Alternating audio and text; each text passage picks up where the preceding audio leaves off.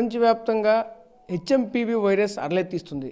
ఈ క్రమంలోనే మొన్నటి వరకు చైనా ఈరోజు ఇండియా వ్యాప్తంగా వ్యాప్తి చెందుతున్న పరిస్థితులు కనిపిస్తున్నాయి.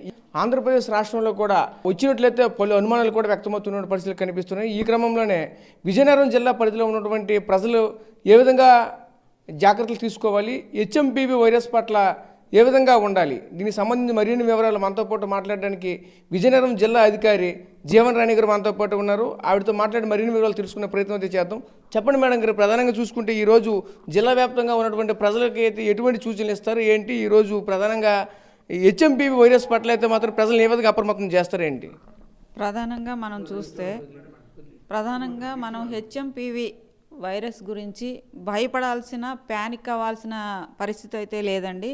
మన స్టేట్లో కూడా ఇప్పటి వరకు కూడా ఒక్క కేసు కూడా నోటిఫై అయిన దాఖలాలు లేవు. స్టేట్ నుంచి కూడా ఇన్స్ట్రక్షన్స్ లేవు. సో ఈ నేపథ్యంలో కానీ అలర్ట్నెస్ అనేది మాత్రం వస్తుంది. ప్రతి పౌరుడు కూడా తన వంతు బాధ్యత ప్రకారం కోవిడ్లో ఏ విధమైన నియమ నిబద్ధతో ఉండి దాని ద్వారా మనం కోవిడ్ని జయించగలిగామో అదేవిధంగా కోవిడ్ అప్రోప్రియేట్ మెజర్స్ తీసుకుని దీని నుంచి కూడా మనం రక్షణ పొందొచ్చు. దీని గురించి ప్యానిక్ అవ్వాల్సిన పరిస్థితి అయితే లేదు. ముఖ్యంగా చిన్నపిల్లలు, వృద్ధులు చాలా జాగ్రత్తగా ఉండాలి. ఇప్పుడు మనకి వింటర్లో వచ్చే సీజనల్ డిసీజెస్తో పాటు ఉన్న లక్షణాలతో పాటు ఇది వస్తుందని చెప్పేసి మాకు గైడ్లైన్స్ వచ్చింది. సో అలర్ట్నెస్ అనేది మన చేతుల్లోనే ఉంది. మన ఆరోగ్యం, మన భద్రత. అంటే ప్రధానంగా మన జిల్లాలో ఉన్న కేంద్ర హాస్పిటల్ ఎటువంటి దీనిపైన చర్యలు తీసుకుంటున్నారు? ప్రత్యేకించి ఏమైనా వార్డులు ఏమైనా కేటాయించారా? ముందస్తుగా ఎటువంటి జాగ్రత్తలు ఉన్నాయండి? ప్రధానంగా ఇది రెస్పిరేటరీ సిస్టమ్ మీద దాని ప్రభావం చూపుతుంది. తద్వారా వచ్చే ఆ సిమ్టమ్స్ని కానీ ఆ సివియారిటీని కానీ ఫేస్ చేయడానికి ప్రతి హాస్పిటల్లో కూడా పిహెచ్సి లెవెల్లో మెడికల్ ఆఫీసర్స్ని అలర్ట్ చేశాము. ఆక్సిజన్ వగైరా ఎమర్జెన్సీ డ్రగ్స్, దానికి రిలేటెడ్గా ఉండే డ్రగ్స్ అన్నీ కూడా భద్రపరచమని, రెడీ చేయమని. అదేవిధంగా ఏరియా హాస్పిటల్స్ ఏంటి, సిహెచ్సిస్ ఏంటి, డిస్ట్రిక్ట్ హాస్పిటల్స్ ఏంటి, అన్నిట్లో కూడా 20 బెడ్లు అనేది ప్రత్యేకంగా కేటాయించి ఆక్సిజన్ సప్లై కానీ దానికి సంబంధించిన డ్రగ్స్ కానీ ఏదైనా సరే అప్డేట్ చేసుకోమని చెప్పేసి స్టేట్ నుంచి ఇన్స్ట్రక్షన్స్ వచ్చింది మాకు. దాని ద్వారా మేము ఫాలో అయ్యి వాళ్ళకు కూడా మేము ఇంటిమేషన్ ఇవ్వడం అనేది జరుగుతుంది. అంటే హెచ్ఎంపీవీ వైరస్ పట్ల అయితే ఒక విధంగా అందరిలో కూడా భయాందోళన నెలకొంది. అయితే దీనికి ఎవరెవరు ఎక్కువగా బాధ్యత ఉంటుంది ఏంటి? దీని పరిస్థితి ఏంటి? అంటే చిన్నపిల్లల, లేదంటే మధ్య వయసుల, వృద్ధుల, ఎవరికి ఎక్కువగా ప్రభావం చూపిస్తుంది? దీని పరిస్థితి ఏంటి?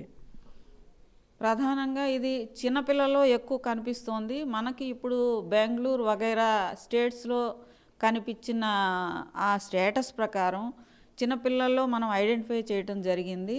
అదేవిధంగా వృద్ధుల్లో కూడా ఇమ్యూనిటీ అనేది తగ్గడం వల్ల ఈ 2 ఏజ్ గ్రూప్స్ కూడా చాలా జాగ్రత్తగా ఉండాలి.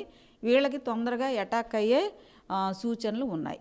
అంటే ఇటువంటి సిమ్టమ్స్ మనకి ఎవరైనా సరే అటెండ్ అయ్యారా? ఎక్కడైనా సరే ఇప్పుడు మన జిల్లా వ్యాప్తంగా ఏ ఒక్కరైనా సరే పేషెంట్లు అయినా సరే వచ్చినటువంటి దాఖలు ఏమైనా ఉన్నాయా? ప్రస్తుతానికి అయితే ఏమీ లేవండి.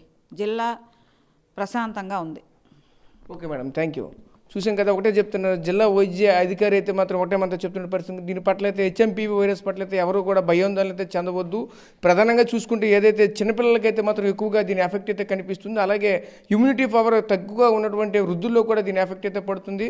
అంతే తప్పగానే దీని పట్ల అయితే ఎవరు కూడా భయాందోళన అయితే చెందవద్దని మనతో పాటు చెప్తున్న పరిస్థితి కనిపిస్తుంది. ఒకవేళ పాండమిక్గా మారినట్లయితే మాత్రం దీని పట్ల అయితే మాత్రం ఇప్పటికే అప్రమత్తంగా మేమైతే మాత్రం ఉన్నాము. అలాగే దీనికి సంబంధించినటువంటిది ప్రతిదీ కూడా రాష్ట్రం నుంచి అయితే మాకు గైడ్లైన్స్ వచ్చినాయి. ఎట్లయితే మాత్రం వెంటనే మేమైతే చర్యలు తీసుకుంటామని చెప్తున్న పరిస్థితులు కూడా కనిపిస్తున్నాయి. అలాగే కేంద్ర ఆసుపత్రిలో కూడా దీనికి సంబంధించి 20 పడకలతో ఆల్రెడీ ఇప్పటికే ఒక బెడ్స్ కూడా ఏర్పాటు చేసి అయితే మాత్రం ప్రత్యేకంగా దీనికి కావాల్సినటువంటి అన్ని రకాల సదుపాయాలు, మౌలిక వసతులతో పాటు ఏర్పాటు చేసామని మనతో పాటు చెప్తున్న పరిస్థితి కనిపిస్తుంది. కెమెరా పర్సన్ నాయుడుతో రాజేష్, RTV విజయనగరం నుంచి. మరిన్ని వీడియోస్ కోసం ఛానల్ ని సబ్స్క్రైబ్ చేయండి. లేటెస్ట్ అప్డేట్స్ కోసం వాట్సాప్ ఛానల్ ఫాలో అవ్వండి. అండ్ లింక్ డిస్క్రిప్షన్ లో ఉంది.